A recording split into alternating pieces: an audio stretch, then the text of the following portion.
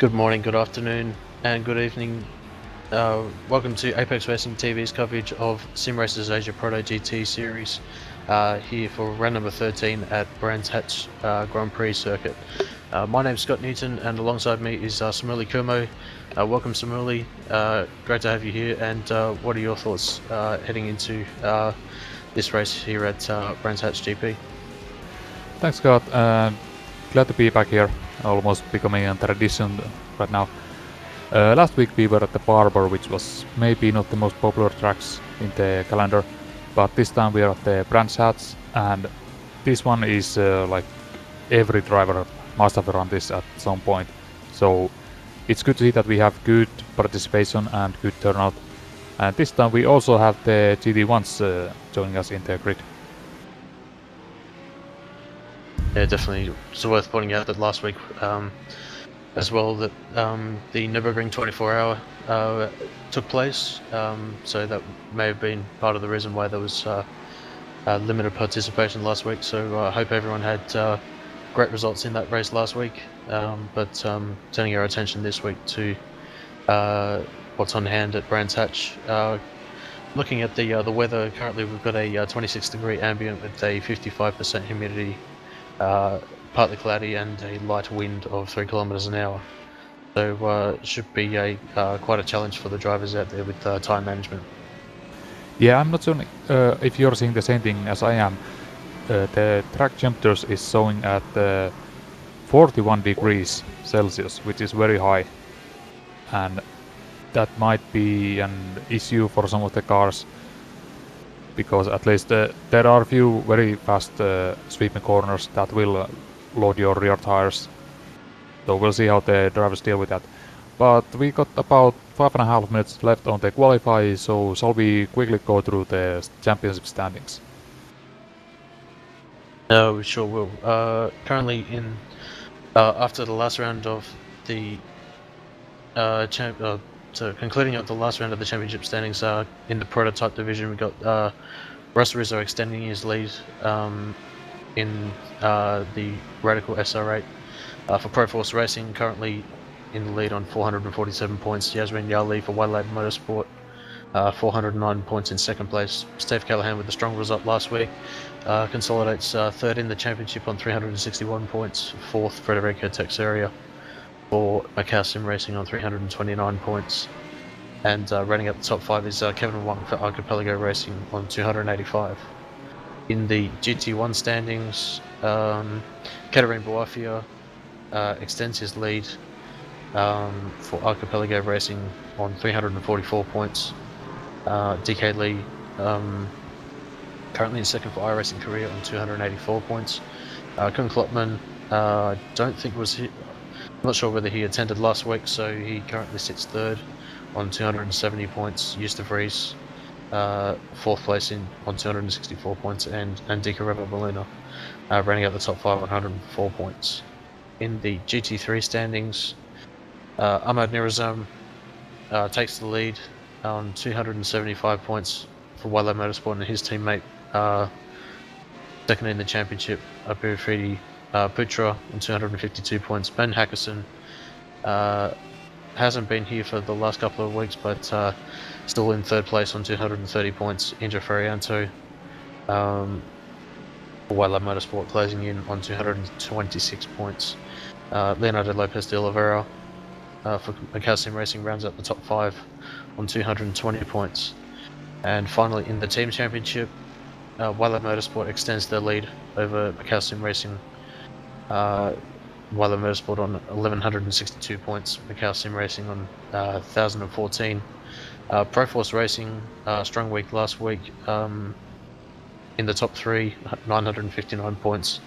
Archipelago Racing on 583 points. And rounding up the top 5 is iRacing Korea on 366 points. Thanks, Scott. And now switching over to this qualify session, which is about to end. We have a little less than 3 minutes remaining, and currently we have Ross Rizzo leading the standings with 19.6, followed by Steve Callahan at 19.7, and Yasrin Yali just put in a new fastest lap for him, which moved him to the third place with 19.7 as well. It is actually showing the exact same lap time as for Steve Callahan. So it is very close at the top. Yeah, definitely within was it a 10,000th of a second, or they've set the identical lap time, and I think Stephen happened to set that one first, so he takes the second place. But yeah, just looking also at the GT1s at the moment, the current leader in that class is Kuhn Klopman. He sits 5th on the grid on a 20.6. Second place, his teammate Fabrice Cornelis, just about 12 hundredths away. So very, very close between those two drivers. The leader in the GT3 standings at the moment is Leonardo Lopez de Oliveira on a 24.5. Currently in a Mercedes AMG, and second place at the moment is Ahmad Nirazam, who's currently in the pit. So looks as though that he's unable to improve, but we'll see. With the current lap times at the moment, they should get 2 laps in at this moment, but we'll just have to wait and see how the clock ticks down, whether it is going to let you be able to complete the final lap. I believe that at this point everyone who is on track still has a chance to complete a lap time. I just saw Fabrice Cornelis trying to get out, but he saw that there was not enough time to complete the outlap, and at least Klopman, he is safe with his lap time. And who do we have that could be improving? Just currently looking at Leonardo Lopez de Oliveira, but unfortunately he's run wide at turn number 6, and that will unfortunately invalidate his lap. So he's just trying to get round to the start-finish line to be able to complete, or to get to the checkered flag to try and complete another lap. So he'll be on another flyer, so he'll be one to watch out for currently as he just dives into the pit. So looks as though he's not going to improve. We got Brendan Jackson currently at 4th in the standings in the GT3 class at the moment. We also have Valasuardi coming across the line, currently 4th, finishing his outlap, and that is not an improvement. 21.6 plays a 20.0 PB, so yeah, definitely not an improvement there. Looking at the Steve Callahan at the moment, just coming out of the Exeter Surtees now, coming onto the back straight now. Last time around he did a 22.3, so definitely an outlap for him. We'll see what his lap time is coming the end of this lap, just to see if anyone else is coming across the line now. But Brendan Jackson just diving into the pit lane. So it looks as though that the only man on track at the moment is Steve Callahan, so he's coming around back section of the track into the second last corner, getting a good exit, but just runs a little bit wide and unfortunately invalidates the lap. So he'll be starting no higher than second place, but a 10th of a second off Ross Rizzo, that's a pretty solid effort, given that we know that Ross is has been very, very quick over the season. And that is actually 2/10 off, because Ross Rizzo improved his time by another tenth on his last attempt. So that is 19.58 for Rizzo. Okay, so yeah, so yeah, Ross Rizzo doing a stellar job as always. But yeah, just as qualifying is just about to end, yeah, we've got no cars on track, so I'll take you through the grid.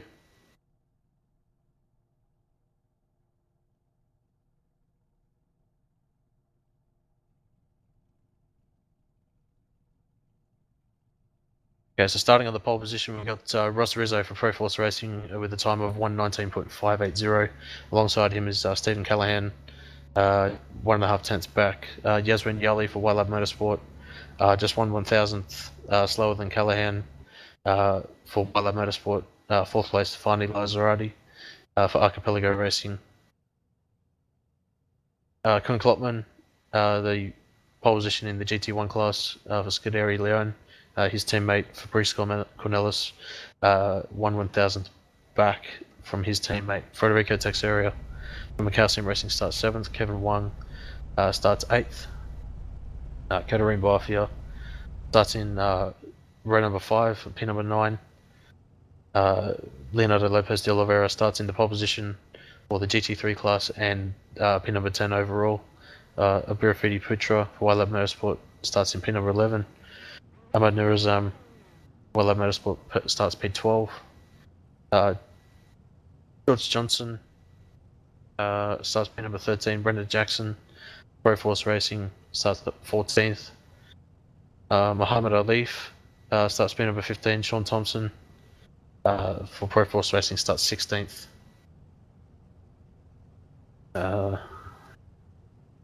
It's got a new name. Robert Taylor starts in pin number 17. Nathan Menke starts pin number 18. Nuno Tang starts pin number 19. Adam Utri starts 20th. Indra Ferianto starts pin number 21. Simon Jorge Sanchez starts 22nd.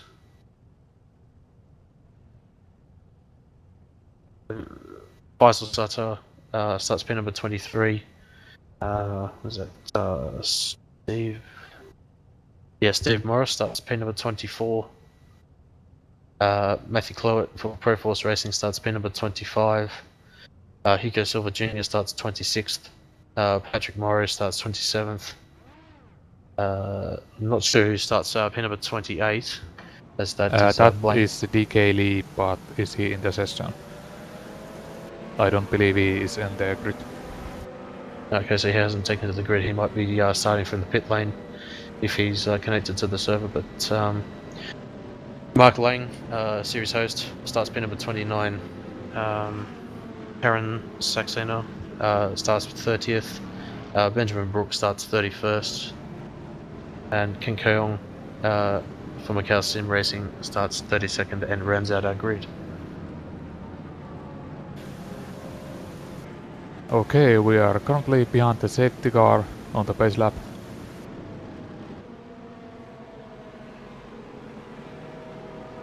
Everything looking good here.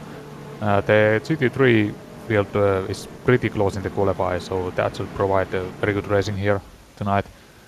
And this is one of those tracks where we can expect overtakes, even if it's very challenging, especially the later section. Yeah, definitely. The overtaking places we're looking for, mainly going into Druids turn 2, where we're coming up to now. Turn number 6. That is Hawthorne's Bend.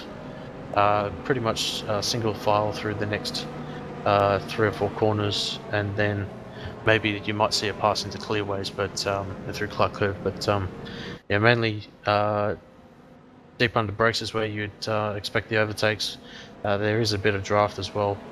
Expect the Corvettes to be strong on the straights as well. But yeah, definitely looking forward to this race as we're coming up to the second last corner. Yeah, this is another spot where you can see some overtakes being made, where you can set up a pass through the previous section. And who was that went a little bit wide? And now has to move ahead of Corvettes. Who was that? But yeah, just the pace guy's just coming around in the final corner now and waiting for Ross Rizzo to take the green flag, and he's got a great start. Steve Callahan didn't get the best of starts, but yeah, just looking through the back of the field, it's looking pretty safe at the moment. Everyone going too wide, no issues so far. Yeah, great sportsmanship from everyone there, just being quite aware of everyone around them and just getting into the groove there. Yeah, terrible start for Callahan. He dropped all the way down to 4th, and he's now looking into his mirror with Fabrice Cornelis and Klopman behind him. Yeah, expect the Corvettes to be very, very strong here, even though Callahan will be in the draft. It looks as though that Klopman's pulling alongside, and as they go too wide through Hawthorne's Bend, Klopman manages to get the pass on Callahan. So even though that they are in different classes, they will be fighting for position, and yeah, that'll be very, very tricky for Callahan to make up the position back on Klopman if he wants to challenge Lazardri and Yali for the podium slots. Looking back at the GT3s, we still have Oliveira maintaining his lead, followed by Putra, Jackson and Nurasam. And actually here Nurasam is under pressure by Muhammad Alif, and that is very close, and we might see Alif trying to make a move here. And behind him is Robert Taylor making a move on Sean Thompson. Yeah, it looks as though that Alif got alongside Nurazam, but just went too deep under brakes and ran wide, and that's ultimately cost him a place. Just Sean Thompson for Proforce Racing up into 14th place, so good job from Thompson there. Looking to have a strong result after his result last week at Barber, but yeah, Thompson got a good start. Currently up one position at the moment, fifth in class at the moment, so he's about 1.4 seconds behind Nurazam and closing in. Yeah, looking towards the front, we have Fabrice Cornelis, who has actually yes, Steve Callahan has been able to get past Lasuardi, and also Fabrice Cornelis has moved past, and now the top three is Rizzo, Jali, Cornelis, followed by Callahan, Lasuardi and Klopman. Yeah, I'm not sure whether was it Klopman going for a move on Lazardri that cost him time, but yeah, Cornelis up into third place overall, current leader in the GT1 standings at the moment, so strong result for Cornelis after his last race at Monza a couple of weeks ago, so he's in a strong position at the moment. We've still got long way to go. Worth noting that the pit stops for the GT1s and prototypes will occur up until the last lap, so they can pit whenever they want, but the GT3s will have to pit from about 20 minutes in to about 30 minutes in, so they've got quite a window, but expect to see them in a bit early in the pit lane. And I can tell you that Kim Keng-ao has towed his car to the pits. He did not receive any damage, but he spun in the 30s and got his car positioned just on the curb, so he couldn't get out of it. It was catch on the bottom, so he had to retire, and he is now waiting for the very long towing penalty. Yeah, it would be about, I would say, would it be a minute and a half at least, 2 minute tow? Yeah, it is quite usually it's a little bit longer than a full lap, so maybe around 2 minutes. It is quite a tricky curb. If you get it beached on there as well, it's quite high. As we see that Callahan's just going up the inside and getting the traction out on the exit of Druids and through Graham Hill Bend, getting the pass on Cornelis, so he'll be looking to close up on Yazrin Yali, quite a gap at the moment to the second place in front, but Cornelis will be very strong up here. Looks as though that he's just falling back in line at the moment, just not wanting to cost either of the drivers too much time. He knows that he wants to stay in front of his teammate. Cornelis didn't get a great run out of the sorties, so he was not able to fight back on this lap. And this might allow Steve Callahan to get some clear air, have some space, and catch up with Jali. Just looking further back through the field at the moment, the battle for 15th and 16th, Muhammad Alif and Robert Taylor in the GT3 class at the moment. Currently battling over 6th and 7th places. Alif just runs a little bit wide out of the Sheen curve there through Sterling's Bend. It looks as though that Taylor's got a good exit on that corner, but 3 clearways he's had to go take the outside line, but Alif having to give up the position there. So Taylor through. Is that no? No, My no. mistake. That's Yeah, Aleph is still ahead. But here comes Taylor. Just wasn't able to brake late enough. Yeah, very, very close there between those two drivers. Through Druids there, but yeah, it looks as though that Aleph is able to hold on. Last time around, with those two drivers, the was only 200s within it. So Taylor all over the back of Aleph at the moment, applying the pressure and just trying to induce that mistake. So we'll just have to see how that battle proceeds during the race. Yeah, and behind them is another battle between Samuel Jorge Sanchez and Adam Utri. I believe Sanchez might have gotten past on this lap. Not exactly sure. And behind them is Morris and Meinke also battling. So it looks like on this track we have these two car battles that are developing. Maybe because it's not easy to follow cars through those fast corners like Hawthorne Bend and Westfield Bend. If it's like a large pack.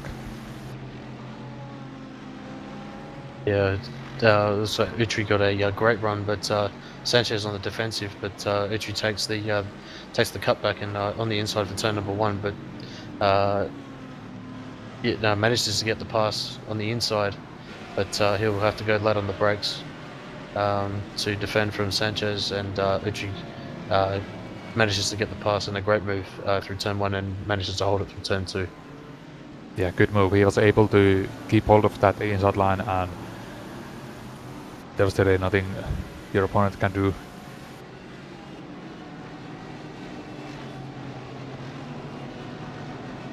Looking a little bit further ahead, we have a pretty good battle going on here for the whole of the top 3 in the GT3 class. They're all within around half a second from each other, with Oliveira, Putra, Jackson and Nurazam. Yeah, it's a great battle forming up at the moment. Lopez de Oliveira last time around was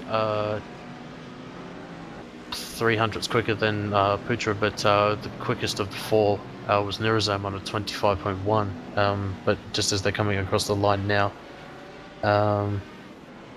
just see who was the quickest last time around for these drivers. Looks as though Jackson was the quickest, the 25.2. So everyone's closing up. Just able to stay within the draft. Typically, you'd find that this would be a BMW suited track. But definitely the Mercedes is holding their own around the tight and twisty sections where you would normally favour the BMW. Yeah, I think this is a fairly balanced track, and just a few tenths here and there. I think that's more about just being comfortable with the car. And not really surprising to see even Audis here with Sean Thompson currently 5th.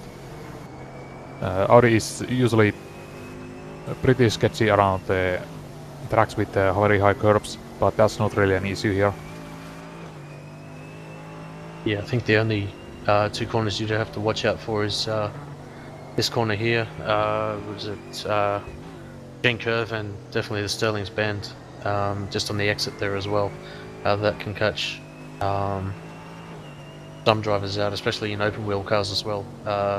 Having run the Formula Renault here, that can be quite a tricky corner as well, just with the car bottoming out. But yeah, these GT3 cars taking the curves really, really well. Just as we got the GT3 leaders going through up into turn 2 now. Looks as though that Putra's closed right up on the gearbox of Oliveira the last time around.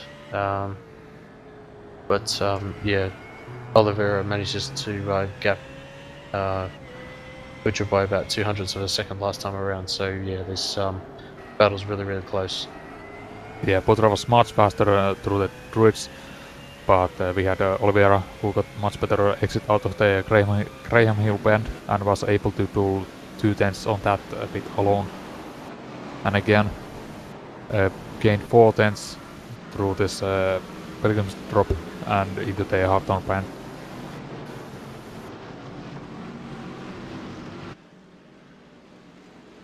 So looking at another battle at the moment, we've got looks as though that Cornelis and Klopman have managed to get past Lazardri. Battle for P4, 5 and 6. Yeah, Lazardri trying to close up on Klopman, with Lazardri being about a tenth of a second quicker last time around, but I'm not sure whether that's a little bit of damage on the front splitter of the car of Lazardri, but yeah, he's definitely closing in on the gearbox of Klopman, but even though on the straights it might not look so. Yeah, on my end it looks like Lazardri might have a little bit of damage on his left side of the car, but I don't think that is really causing him issues. And the bigger issue is that he's being held up by these two Corvettes.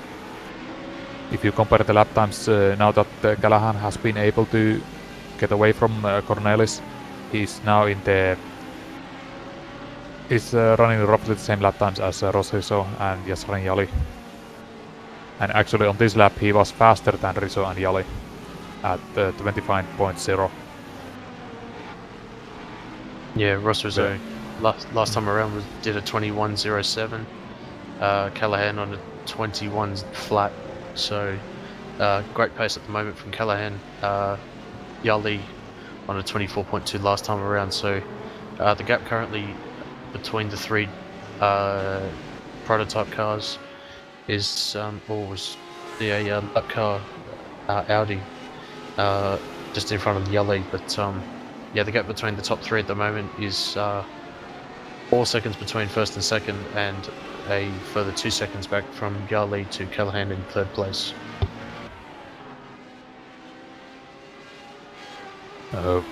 Also now Lazardri is coming under attack from Texera, who just had a look through the Cooper Straight but wasn't able to quite get close enough into the sorties.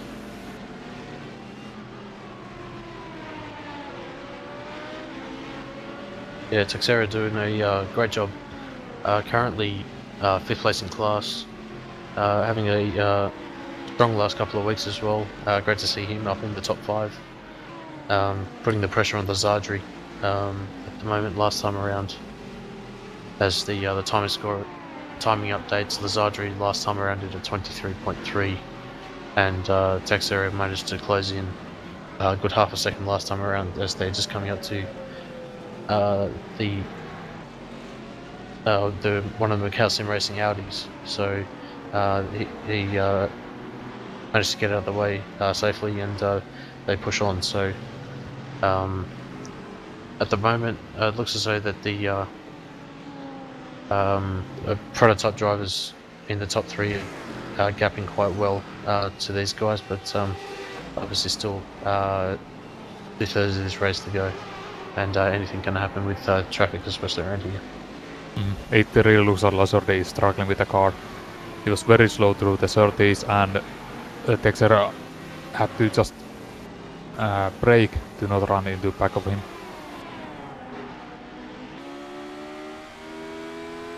And now there's another GT3 ahead of them.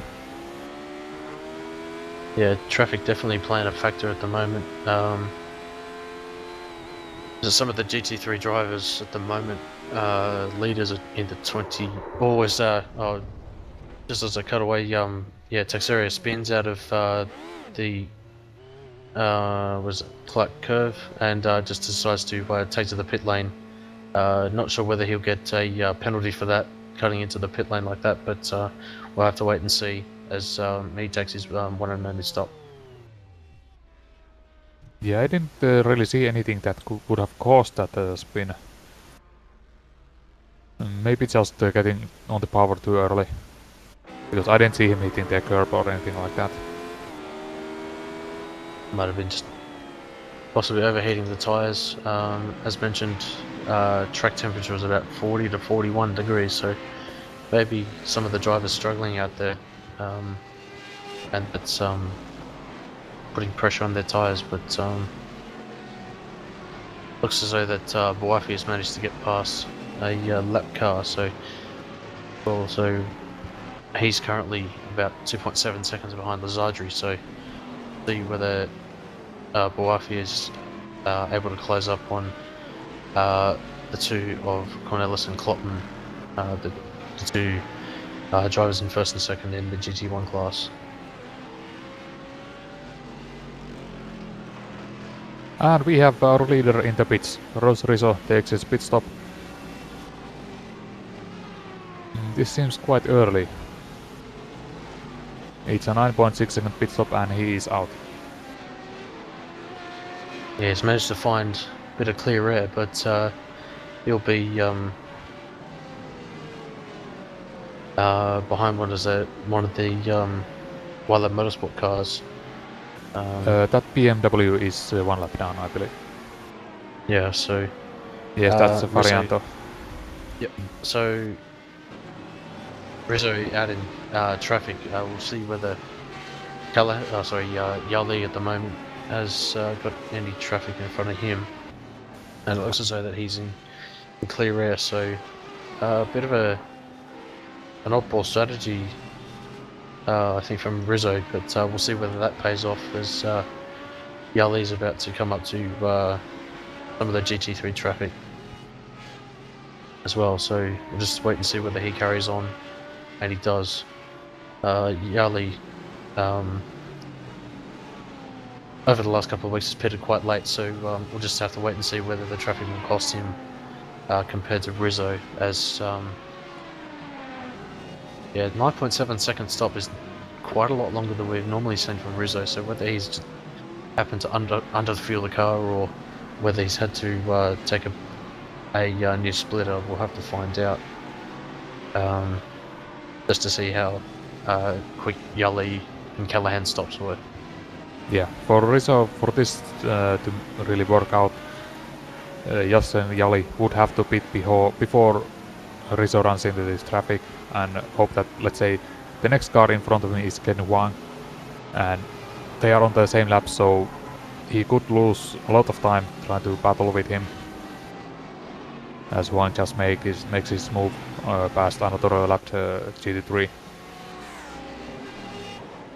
I say that Yali's coming up to that train of GT3 cars. He's managed to get past that Pro Force Racing car, number 44. Who was that? Mark number Lang. 44. 44 is Mark Lang. Okay, must have got crossed up with the numbers there, but yeah, so there is Mark Lang coming through. Yeah, main key is 444, so maybe okay. You mixed it with that one. Yeah, it's just with the capture window, yeah, it's kind of squashed the 3 4s together, so apologies for that, Nathan. So yeah, it's just, who was that? In front of him was that George Johnston. Johnson is in the blue Mercedes. Yeah, so he manages to get past Mankey, but also Callahan manages to lap those two drivers. So Callahan managing to close up a second on Yali last time around. Yali did a 22.97, plays 21.90 for Callahan. Rizzo roughly about the same pace as Yali, so Callahan's reaping the benefits of the traffic at the moment, so definitely a great fight shaping up for Deverell win today. We've still got 24 minutes to go in this race. Yeah, right now between Yali and Callahan, it really comes down to who can deal with the traffic the best. As also see that Callahan almost ran into back of who was that in the Mercedes? It was Simon Jorge Sanchez through the Clark curve. yeah, I've also looked at the timing screen, and that Cornelis has been in the pits, so the leader in GT1 has taken to the pit lane, 1.3 second stop. So very, very quick pit stop from him. Also noticed that Rizzo has gotten past Kevin Wang, so we'll have to wait and see what his pace is like. Rizzo's last time around closed in a second on Yali, so 18-second gap at the moment between Yali and Rizzo at the moment. Not exactly sure what the pit lane time is at the moment, but we'll have to find out. Oh, and Yasser has had a crash. That's in the Westfield Bend. He was alongside an Audi. Who was that? Sean Thompson goes inside line. And I'm sorry, Thompson, but you just turned into him. Yeah, just caught that on replay. And yeah, unfortunate that the overall leader had that incident, but I would expect to see him in the pit lane as he as we go back to live pictures. As yeah, he has taken to the pits, so 1.5 second stop. They did get a free quick repair, but that has seen Yali come out behind Cornelis, Wang, and Rizzo. Gap between Rizzo and Yali has gone up to about 9 to 10 seconds. So overall, I would say that that's cost Yali about 7 seconds from that incident there. I'm seeing that he's very 1.3 second pit stop, but wouldn't he take the fuel? Oh, and now he crashes in the on exit of Surtees. Yeah, it's a quite a tricky corner off camber through the exit of Surtees. You want to try and get on the power as early as you can, but yeah, just that that little mistake has cost Yali with a bit more damage to his car, so he'll be I think trying to nurse that home to the end of the race with 21 minutes to go.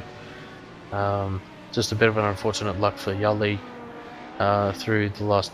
Oh, as he just spins on the exit of the of Sterling's Bend. So yeah, I reckon we'll see him back in the pits as yeah, one of the Wildlab Motorsport cars. I think that's Varianto going to unlap himself. Yeah, that car doesn't look drivable anymore, and as he pulls into pits, that's a Yasrin's Yali day over, I believe. Looking at the battle between was it P10, 11, 12 and 13, Oliveira, Putra, Nurazam, Jackson. As we're just seeing that Jackson's had a spin at was that Sheen Curve. We'll just have a quick replay of that one just to see whether he lost it on his own. Just as they're coming through, was it Westfield Bend through the Dingledale. Yeah, just caught the edge of the grass there and yeah, just lost the back end and sent it into the gravel there. So an unfortunate mistake there for Jackson, but he's currently in the pit lane taking his fuel stop. We'll just have to see what his pit lane time is. Yeah, but fortunately he was able to keep it out of the walls and did not sustain any damage. So 17-second pit stop for him. Not the quickest, but definitely not the slowest of the four or the other three drivers that he was battling. So there is the quickest of the four in that train there, but Putra currently in the lead. He hasn't pitted yet, so he currently leads in the GT3 class. Thompson 23 seconds behind Putra, and then was it Nurazam, Oliveira, Alif. Gap between those guys is roughly about 6 seconds between those three. As we got Kevin Wang trying to put a lap on Nirazam. Yeah, and our overall leader is still Callahan. Not coming into pits this time around. No reason to if he can just keep going at it because he has a clear track. And looking at his lap times, he is currently the fastest one on the track. Yeah, pretty much the only driver in the 21s at the moment. Klopman currently in second place, low 22s. Going to run you through the running order as it stands at the moment. We've got Callahan currently leading, Klopman second, Lazardri third, Ross Rizzo the first of the pit stoppers, currently fourth, Cornelis fifth, Kevin Wang sixth place, Texaria in seventh place. Putra currently leading in the GT3 class in 8th position overall. Nirazam P9, and running out the top 10 is Leonardo Lopez de Oliveira. Yeah, I'm looking at the Rostorizo's lap times and he pitted early, but I don't think his lap times are quite there yet to make it work. Do you remember roughly how long time do you need from on the pit lane? It's a relatively short pit lane, is Brands Yeah, I Hatch. thought so. I would say that you would need about, it's hard to say. It would be about. Never mind, we just saw Callahan coming into pits. And here we can see if that 17 seconds was enough. Yeah, and it was enough. It is enough. Yeah. Just enough. As Rizzo rejoins just behind him, but Rizzo looking up the inside, but can't get the move done into Druid's corner. Callahan rejoining in the effective lead at the moment, but Rizzo will be definitely applying the pressure to Callahan. We've still got 16 and 3/4 minutes to go. Still a long way to go. Yeah, this will be quite a hot battle towards the end of this race. Yeah, Ross Rizzo must have underfueled the car at the beginning because Callahan, his pit stop was only 1.6 seconds, whereas Rizzo for it was the 9.7.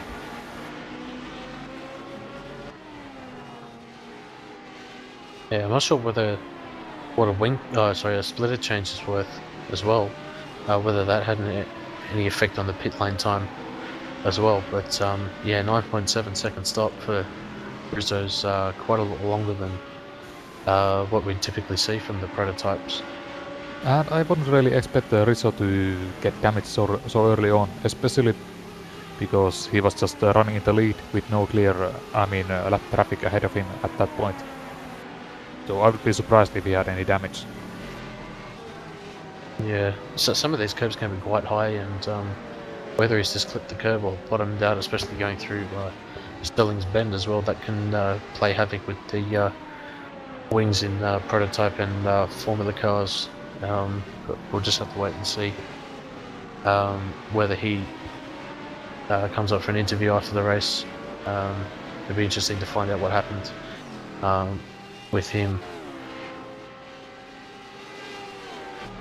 Yeah, well, basically his 2 laps before the pit stop were 21.7, 21.6. They are slower than his laps before that, but they are still faster than he is running right now. Yeah, so yeah, it looks as though that it hasn't affected him too much, but yeah, getting a good exit out of Sterling's Bend there, coming up to Clearways now, just not close enough to get on the back of Callahan, but yeah, Callahan doing a great job at the moment, holding off Rizzo. Last time around, as the timing scramble update, Rizzo was 2.5 tenths quicker, as Callahan runs a bit wide and Rizzo gets the inside line for Druids. Callahan will be early on the power, but Rizzo getting a great move through turn number 2 and retakes the effective lead. once Lazardri and Klopman pit. Gap between Klopman and Cornelis at the moment is 9.4 seconds. I don't think that would be enough to let Klopman rejoin in the effective lead, the GT1 lead. So it looks as though that Cornelis has got that one in the bag for GT1 at the moment. Yeah, that's certainly not enough. It was around 70 seconds with basically stop and go for Callahan. So I would expect it to be roughly the same for Klopman when he makes the pit stop. Looking at P number 8 at the moment, battle for P number 8 at the moment, looks as though that Putra, after his pit stop, 16.1 second stop, has taken the effective lead in the GT3 class. Alongside his teammate Nurazam and Leonardo Lopez de Oliveira for Macassim Racing in third in class, but P10 overall. So gap between those three drivers is 3.1 seconds between Putra and Oliveira. So Putra at the moment doing a fantastic job holding on the lead at the moment. With both the teammates doing exactly the same lap time the last time around, so about 0.2 of a second quicker the last time around than Oliveira. So the two Wilab Motorsport drivers pulling away at the moment from the Mercedes of Oliveira. Yeah, looking very good for the Wilab Motorsports. And if they can finish there, they should be very happy with this one.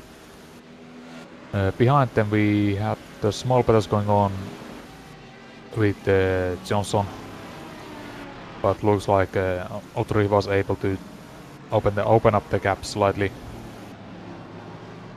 But behind them we have also for the 16th overall Sean Thompson with Jorge Sanchez. Jorge Sanchez is currently 3 tenths behind Thompson and really looking for trying to make the overtake here.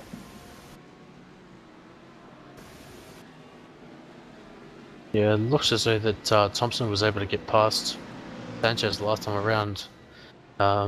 Last time for Sanchez was 27.9, plays at 27.1 for Thompson. So it looks as though that Thompson's gotten past Sanchez within the last lap or so.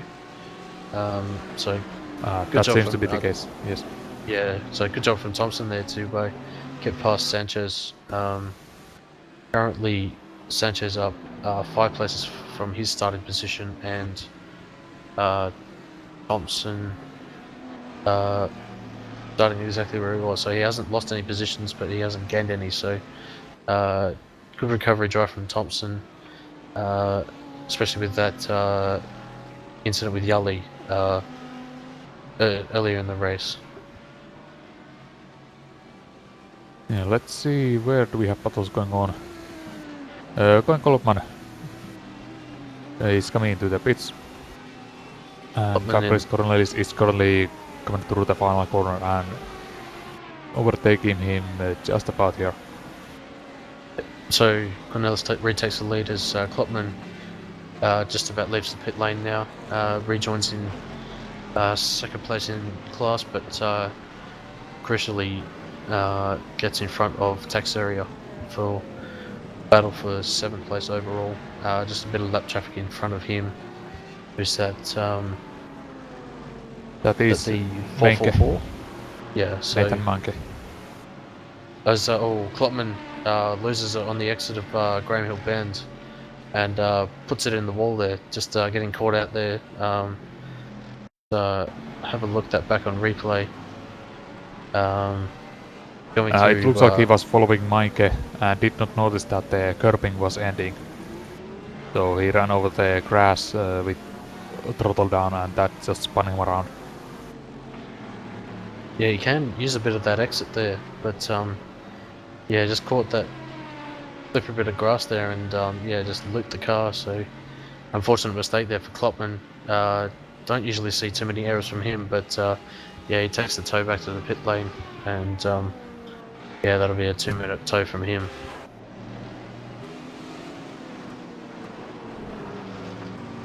Just looking back at the GT3 leaders at the moment, battle, it's quite a close battle at the moment, half a second to 0.6 of a second between those two drivers at the moment, just looking to consolidate first and second in class. Oliveira's managing to respond to Putra and Nirazam, but not making up the ground that he needs to close in. The gap between Oliveira and Putra is about 4 seconds at the moment, still 8.5 minutes to go, so I would expect it to be about, I'd say, 6 to 7 laps remaining in this race. Yeah, it's currently looking like Norizam and Putra are just holding station and not doing anything too crazy there. Just bringing home their good points. They were about half a second faster than Oliveira on their last lap. Looking back up at Lazardri, Rizzo and Callahan, those three drivers are separated by 1.6 seconds. Worth pointing out that Lazardri hasn't pitted yet, so Rizzo closing right up on the gearbox of Lazardri. I think just biding his time is who is that? Another one of the Pro Force Racing drivers. That is Thompson in the Audi. Okay, so yeah, Thompson just jumping out of the way there of the two leaders there. Callahan will be right behind him. That was very close. Yeah, I just saw that in the back of the picture. Thompson getting having half spin through turn number 4. Callahan avoiding. Great job from him. As yeah, I reckon Rizzo's biding his time at the moment, to be honest. Knowing that Lazardri's still got a pit within the 7 minutes that we have left. As yeah, Lazardri makes a small mistake on the exit of Westfield Bend there. Definitely the pressure looking as though that it's getting to him, but yeah, he carries on through Sterling's Bend.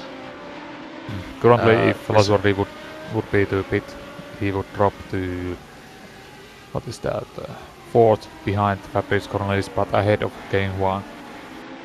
Yeah, as he comes to the pits. In the pits, yeah. So it looks as though that he was the last one to pit of all of the drivers on track, so everyone has toured through the pit lane now. And Rizzo takes the lead. Callahan 0.5 seconds behind. Callahan doing a sterling job. Normally he's seeing him a little bit further back than we have today, but yeah, Callahan doing a stellar job applying the pressure to Rizzo. Last time around the gap closed in about 7-8 tenths of a second, but we've had that change in the GT3s. Putra has had an incident in the Sterling Bend.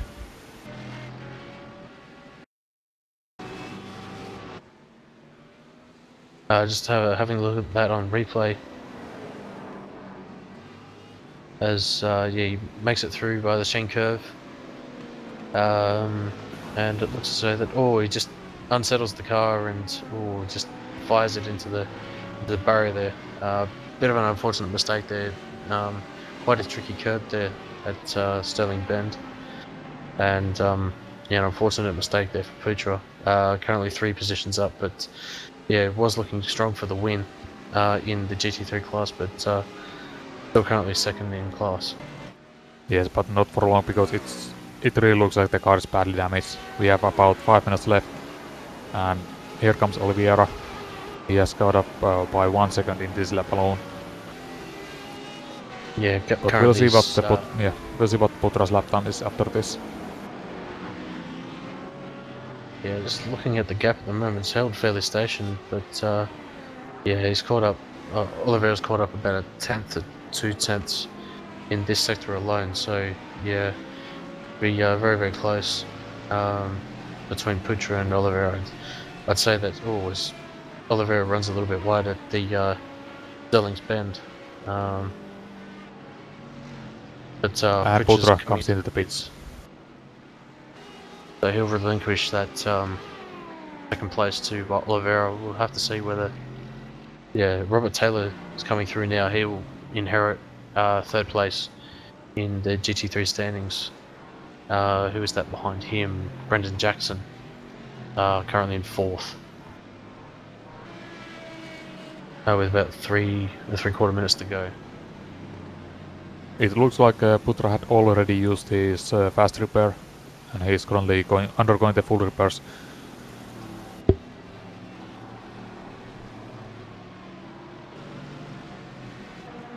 Just looking up the front, Callahan's closed right up on the gearbox of Rizzo as he's looking up the inside, but not able to get far enough over the inside to make a move. But Callahan applying the pressure to Rizzo. Yeah, definitely a strong drive from Callahan tonight. But looks as though that gap's just opened up. That just a slight margin is there's about 2/10 heading into Druids, but yeah, with the draft it's closing back in, still half a second between those two. Yeah, Callahan's had a great run ever since he got a pretty bad start, fell all the way back to fourth, but hasn't been able to recover. Oh, and Fabrice Cornelis spins, trying to overtake lap traffic.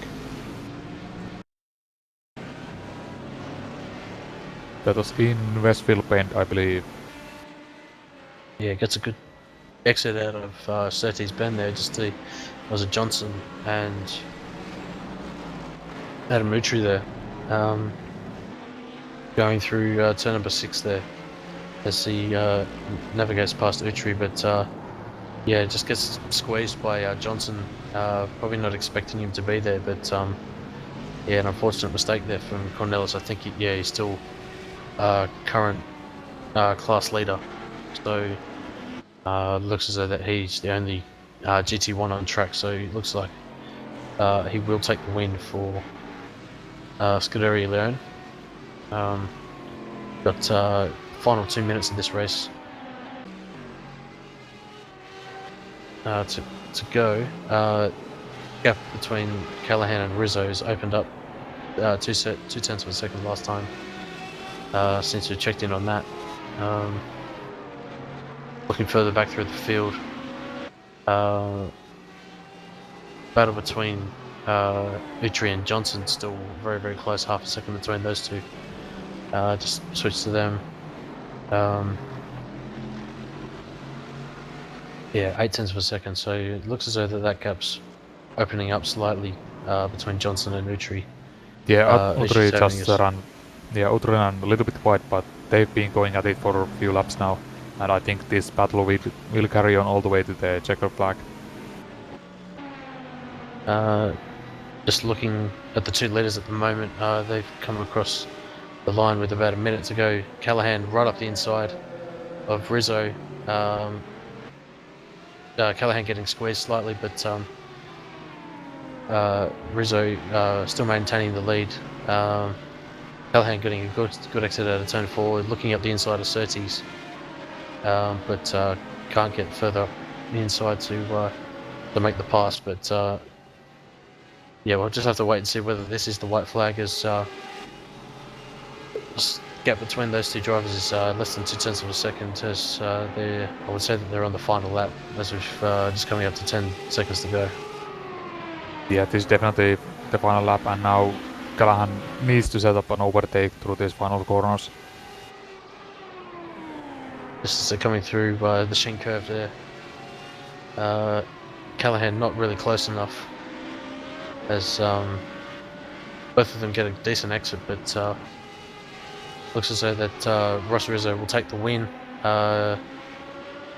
through clearways, and yeah, Ross Rizzo will take round number 13 of SimRacer's SRA Proto-GT Series at Brands Hatch GP. So congratulations to him. Second place was Stephen Callahan, only about 0.2 of a second behind at the line there. So very, very strong drive from him. Cornelis will take the win in GT1 class. So congratulations to him. He had a very, very strong race. despite that little spin at the end. Third place in the prototype division will be Lazardri, and fourth overall. Kevin Wang will take fifth place.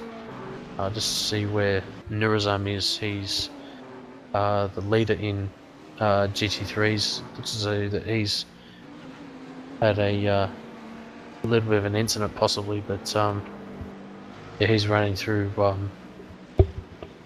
Sterling's Bend now, and coming through Clearways now, and through the Clark Curve. He will take the GT3 win. So very strong drive from the Wayland Motorsports team, and congratulations to Ahmed Nurazam for taking the win in GT3 class.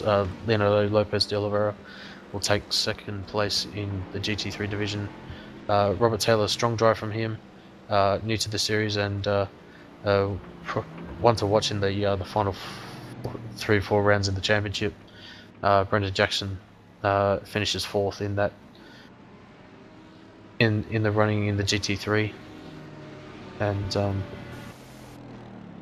yeah, it looks as though that we've got Johnson running in 16th place, about to take the checker flag once he makes it through the final corner. So that was Thompson and Mark Lang as well. They're the last cars on track. Looks as though that they've showing a bit of battle scars, but yeah, very strong drive from those drivers. Yeah, Mark Lang will come through the final corner now, and he'll take the checkered flag, P number 18 overall, and P number 12 in class. So very strong from him. Mark Lang up 11 positions from his starting position. So very strong from him. And I believe that is all of them. And you just went through the finishing order, so we don't really need to go over that again. But what do you think of the race?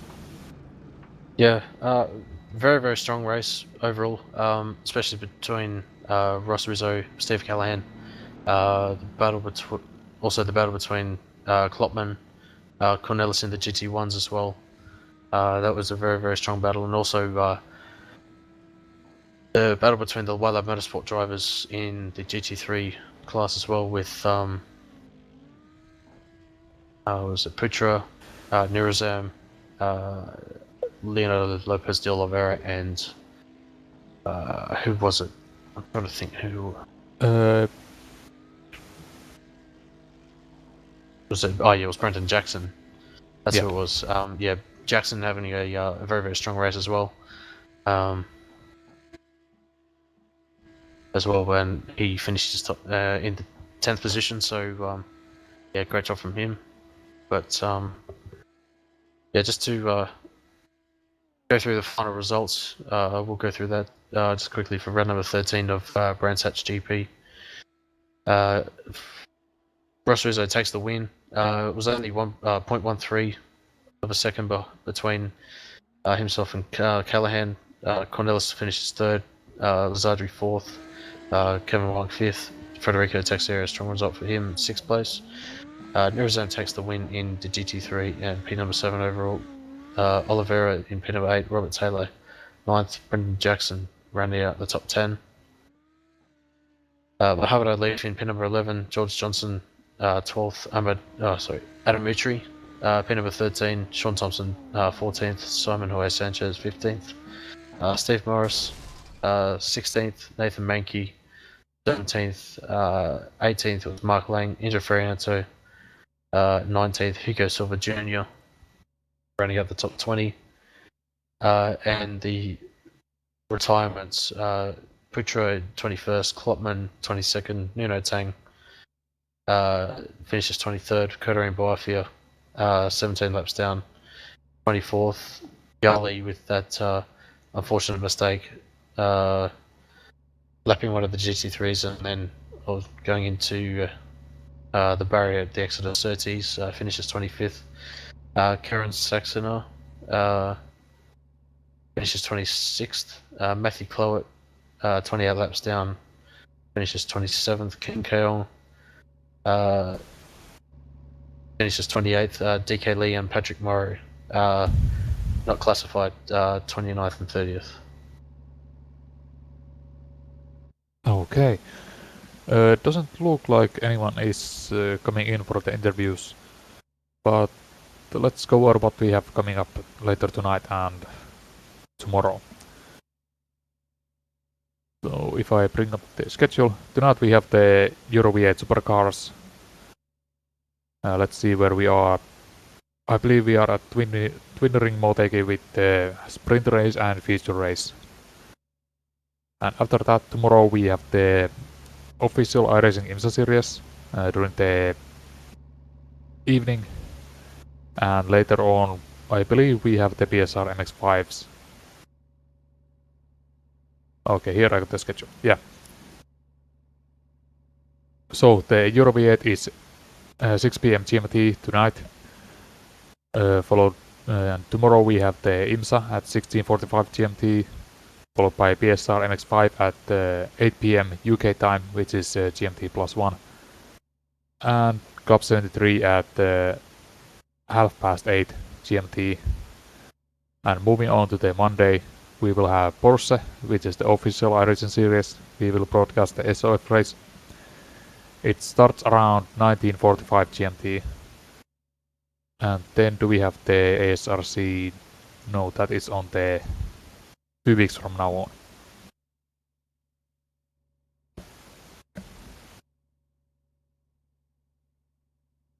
So yeah, definitely a strong lineup for broadcast this week. Definitely looking forward to the Euro V8 at Twin Ring Motegi. Definitely one of the classics for the V8. Is that a night race or is that one during the day? It is a night race. Yeah, that should be a classic event coming up. It was a 6 p.m. GMT tonight. Yes, 6 p.m. GMT, yes. And yeah, looking forward to round number 14 of the SimRacers Asia Proto-GT Series. We are at Silverstone Grand Prix next week. So it should be a very, very exciting race for that one. I've just seen that Ross Rizzo has come up for an interview as well, so I'll just have a quick word with him in a second. But yeah, just coming back to next week, should be a classic race at Silverstone Grand Prix next week. Are you expecting similar battles between the Corvettes and the Radicals, or do you reckon one will have the advantage over the other? I think the Silverstone track profile is very similar to this, and I would expect the Corvettes and Radicals to be mixed in with each other. But let's pull Rizzo over for the interview.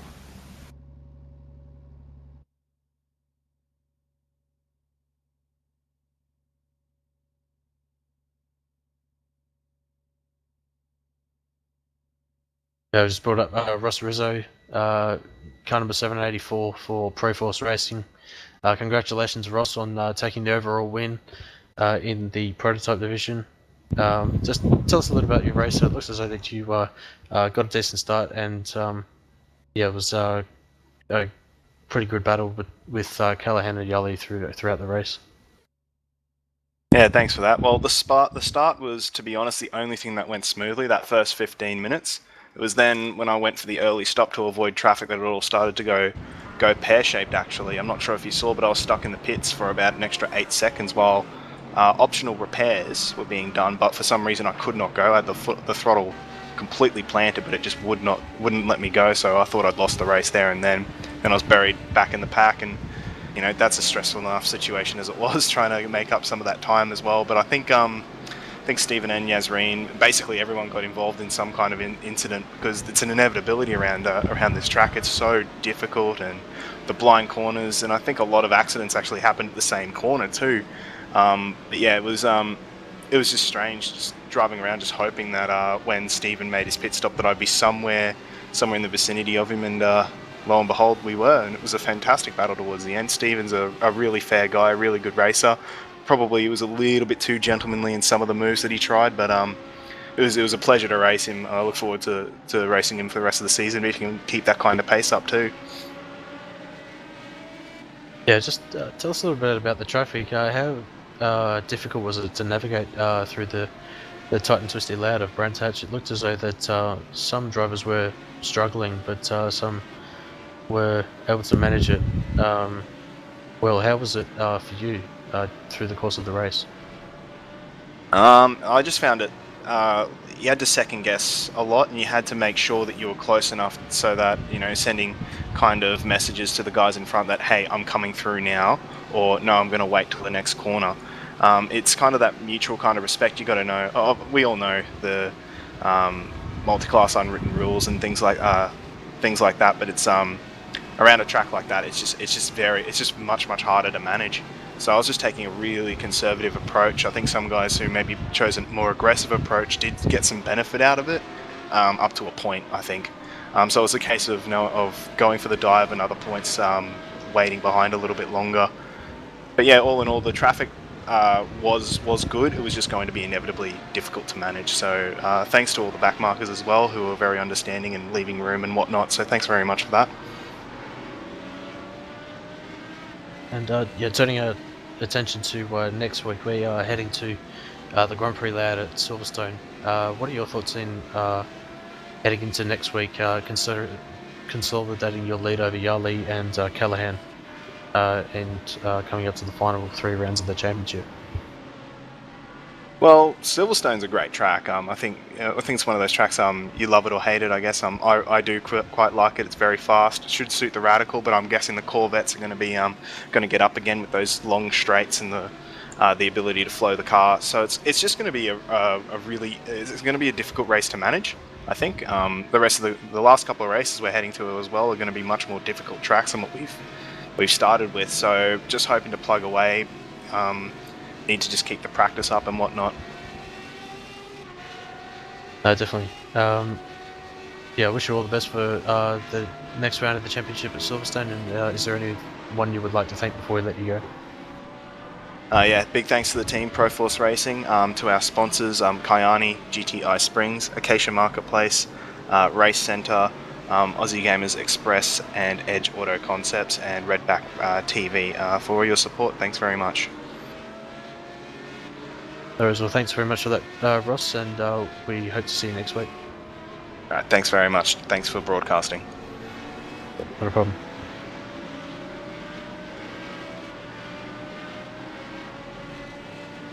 So that was Ross Rizzo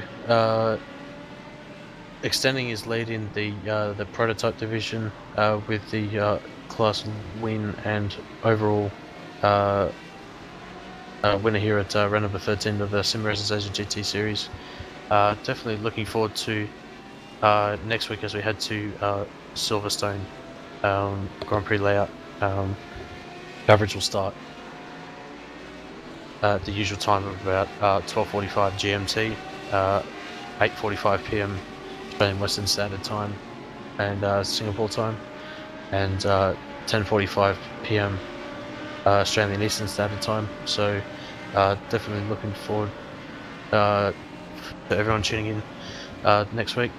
Sam, thanks very much for being alongside me for this round of the championship. Are you here next week, or I think you might have mentioned that you might not be here next week? So Yeah, next week is not confirmed yet, but we'll see. I will let you know. not a problem. So yeah, thanks very much for that, Sam. And yeah, this will round out round number 13 of SRA Proto-GT Series. Looking forward next week as we head to Silverstone Grand Prix circuit May 6th at 12:45 GMT. So we hope to see you there, and hope everyone has a great week. So take care.